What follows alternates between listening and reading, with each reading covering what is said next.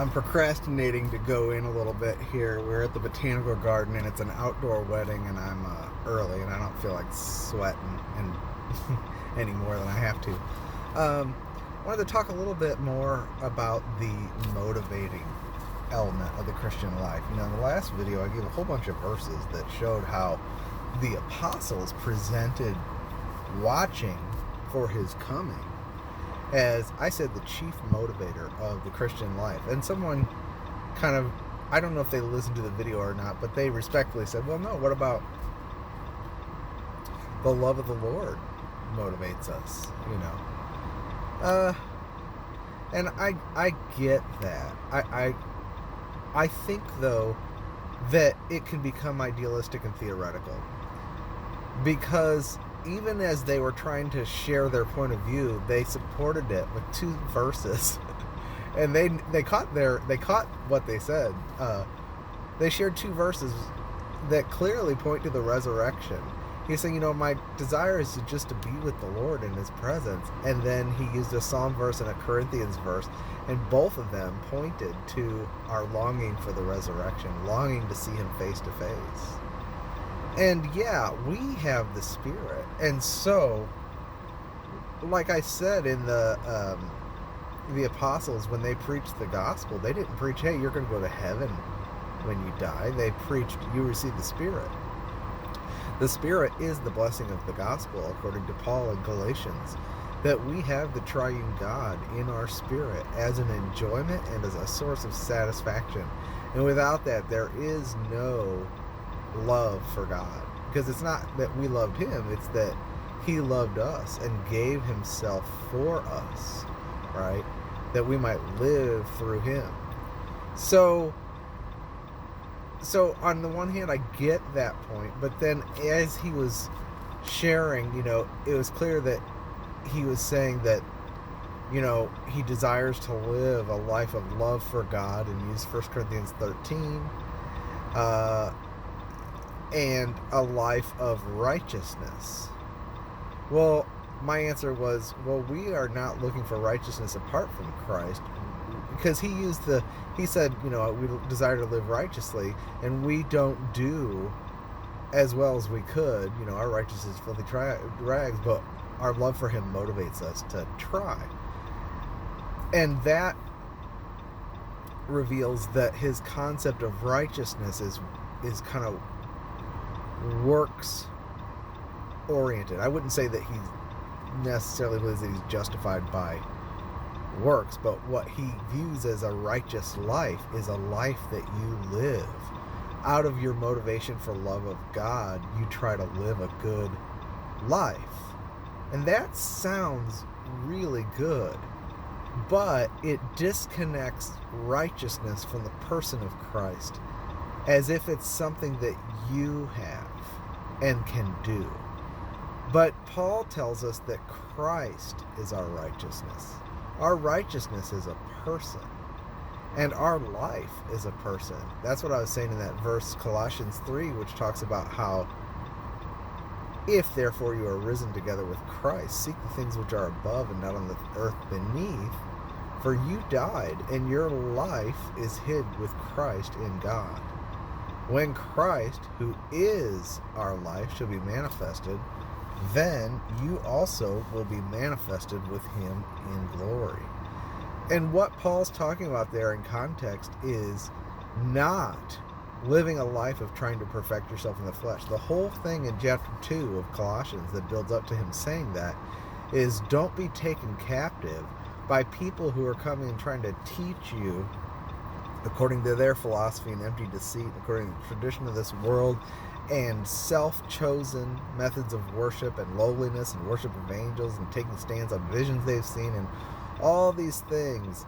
And he said, don't follow them, because their teaching is not according to Christ, and they aren't holding the head, and it's out from the head that the body being supplied grows with the growth which is from God. So growth in the Christian life is a matter of holding on to a person, Christ Himself. It's not that we need righteousness. See, these teachers teach righteousness in terms of ethical and moral righteousness, which is a kind of law teaching, even if they're not teaching the Ten Commandments, instead of teaching Christ himself. Christ is our life, and he is our righteousness, and we are to pursue him. But the way we are, whenever you see in the scripture it talking about pursuing the Lord himself, you're always brought to verses about his appearing, because it is stretching forward to his appearing that causes you to lay hold of him. Don't ask me why, it's just the way the scripture works. And I would say that if you think that you're motivated just by love and a desire for righteousness apart from that, then I don't think you've got the scriptural reality. You've got a high-sounding ideal, but the scripture always brings you face to face with the Lord, always brings you to his coming. That has been the desire of the prophets from the very beginning. They've all longed for his coming. They all longed for a city whose builder and maker was God, a city made not with hands. So they've always looked, and that made them strangers and pilgrims in this world. Their desire for a coming age. That's very real. And it's not just one of the things that we're to have. It's the thing from which the rest of our Christian life actually proceeds in order. So, maybe this sounds like semantics, but it is interesting that I don't know of a way to talk about being motivated by the love of God and by wanting righteousness without it devolving into ethical, works-based living that ultimately ends up being void of Christ. Starts out with a good intention, but eventually it's void of Christ. God, like I said, knows our flesh. We have Satan to contend with, the world to contend with, and the flesh to contend with, and the religious world to contend with. And because of all of these things that can intoxicate and distract us, God has a strong motivator, which is the Lord's appearing. And, it's interesting. Paul talked about how he's run his course, he's run the race, he's kept the faith, and now there's a crown of righteousness stored up for him, and not only for him, but all who love his appearing. He connects the reward of righteousness for loving the Lord's appearing. So the two are connected. And I would say that if you really love the Lord and that is your motivator, then to say, well, I don't really desire to see him, or that's a secondary desire, I'm fine even if I don't get to see him. That's, in a way, Peter says, whom having not seen you love, and though you've not seen him, you rejoice with joy unspeakable and full of glory. But then he says, receiving the end of your faith, the salvation of your souls, which is what the prophets inquired into when they inquired into what manner of time there was to be the suffering of Christ and the glories to follow.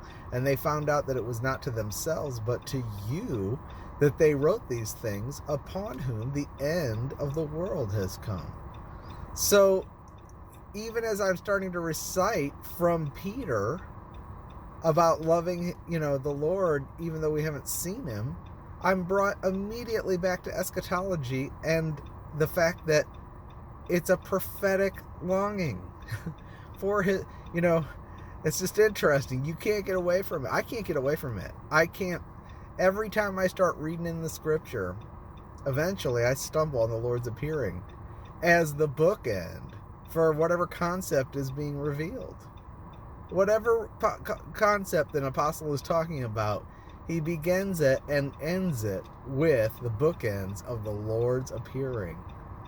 It always leads to the Lord's appearing. You try it, I started thinking about Peter, and then I just started, those words just started appearing in my mind. It's like, well, that's prophetic. That goes right back to his, and that was what is funny, because the person who was talking to me was saying, my motivation is the love of God, and I want to live a righteous life, even though I know my righteousness is filthy rags. I do my best, And then he used Psalm 117, I think, where he said, when I awake, I will see you. And then he used 1 Corinthians 13, where we look through a dark glass darkly, but when we when we see him face to face, we'll see clearly. And I told him, I said, both of those verses are resurrection verses, and he realized it too. He edited it and said, oh yeah, those are resurrection verses. Well, that's what just happened to me. I try to find it in the Bible. Try to find a life of loving God that's not connected to his appearing in the scripture. I don't think you can do it. Okay, now I really do have to go. This is a fun little procrastination. Talk to you later.